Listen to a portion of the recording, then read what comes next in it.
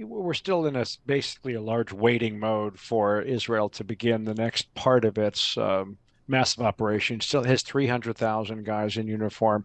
They've built a kind of temporary base with infrastructure near Gaza from which they're going to launch operations. It's almost certain it's a ground operation, but they haven't officially announced it. At the same time, the Americans have sent a bunch of help because the Israelis say that their material is fairly stretched, both in terms of their ability to monitor from the air what they're hitting, and even basic things like helmets for their soldiers. They say everyone has a helmet, but some of them are old and lousy, and there's some protective gear.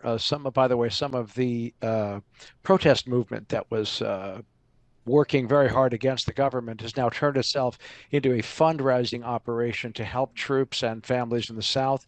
And they've raised tens of millions of dollars in order to, excuse me, I'm sorry, in order to help those in the South and soldiers get protective gear. So there is a lot going on. At the same time, as southern Lebanon, people are afraid that something's going to happen there. They are driving away. That could be because Hezbollah does decide to come in. I live in Tel Aviv, and we have had missiles from Gaza hit Tel Aviv 3 times today. Hezbollah is also known to have long-range missiles that can reach here. So it's pretty intense. So, Ethan, what does it look like to amass 300,000 soldiers outside of Gaza? I mean, that's a large number of people for It is. an area of land that I'm going to say is roughly the size of, New York plus Westchester. No, look, it's a good question. I mean, they're not all in one spot, but I mean, because there are people who have gone north, there are people who have gone to the West Bank, there are people, but 300,000 men are in uniform as reservists. So it's a lot of people. I agree with you. Now, they're obviously going to try to take them into Gaza soon because they feel that they need to strike while the iron is hot, while the world still has in its mind the images of the slaughter on Saturday of kids at a rave concert and families at a kibbutz and so on. So they clearly want to move quickly. One of the things that they've had more trouble with than they expected was the sort of securing of the South and the border fence. They have largely done that now, but that was so incredibly breached by Hamas fighters on Saturday.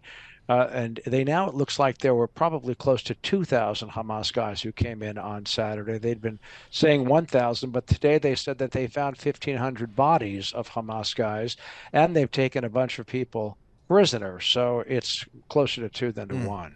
So, Ethan, what is the expectation for the next step for Israel? Are they going to send in tens of thousands or more troops into Gaza? And if so, what would be the objective?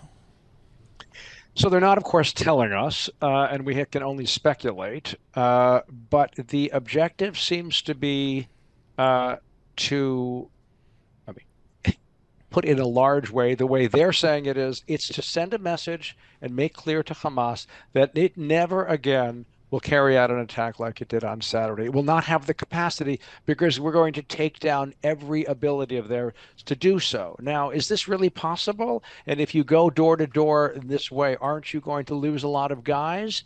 It does seem like they're going to lose a lot of guys. It feels like they have decided that they're going in, it's an almost existential a cause that they think that they have here to send this message not just to Hamas but to the greater region, to Hezbollah and to Iran, that Israel is willing to lose people and to fight in an ugly way to survive. It's a very interesting shift that has occurred here because just a week ago, if you like, it was all about making the new Middle East with Saudi Arabia and railroads and optic fibers, and now we have to send a military message of muscle, and that's what we're focused on now. I think it's a hell of a gamble. We shall see where it goes. Do you think we're going to have to see this fight broaden out? I mean, you mentioned Hezbollah is lobbing down missiles from Lebanon, and of course, all of this Hamas, Hezbollah is funded, I think to the tune of, I heard this morning, 93% by Iran. From Iran. So, yeah, that's right.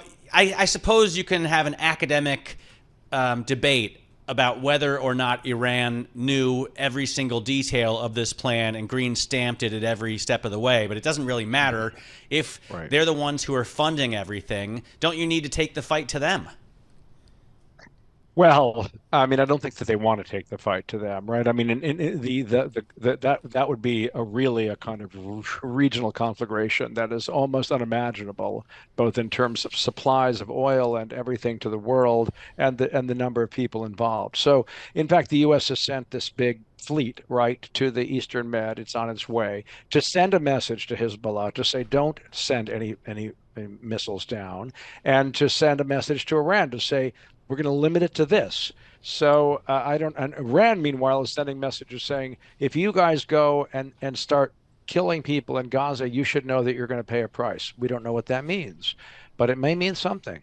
So I don't think the goal here is to bring it to a broader front, but it may happen anyway. I'm not sure how well thought out this all is. I do know there is an incredible sense of fury and humiliation in Israel, and I'm not sure that makes for the best laid plans. It's definitely scary. I Yeah. mean, I wonder what the mood is like on the ground, Ethan. I mean, you're, covering this, I imagine, in a professional sense, every waking moment of your life right now. But when you stop and reflect personally, or when you look around at the human costs, I mean, how terrifying is it?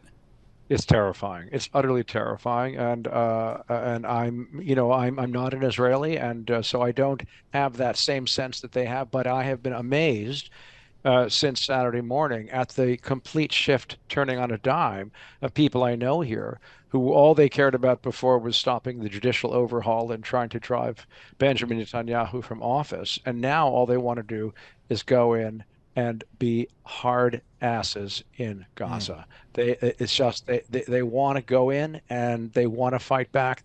There's almost like a genetic impact here on Jewish DNA in Israel, that what they saw happen on Saturday reminded them of the Holocaust, reminded them of pogroms, reminded them of things that they decided to build this state to stop from happening. And that sense of deep fury and cause and purpose is everywhere right now. I know it won't last, but it is everywhere right now. And when you see also videos of the soldiers gathered near Gaza, they are pumped up and they are ready to go in.